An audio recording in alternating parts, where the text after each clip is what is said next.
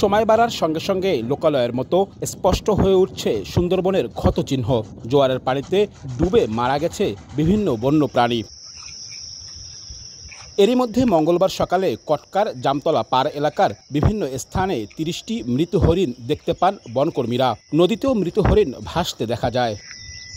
সুন্দরবনের পশ্চিম বন বিভাগের বিভিন্ন স্থান থেকেও একই খবর পাওয়া গেছে। বন বিভাগ বলছে, এখন পর্যন্ত ৪টি মৃত ও ২টি হরিণকে অসুস্থ অবস্থায় উদ্ধার করা হয়েছে। সংশ্লিষ্টরা বলছেন, উঁচু স্থানে উঠতে না পারায় হরিণগুলো মারা গেছে।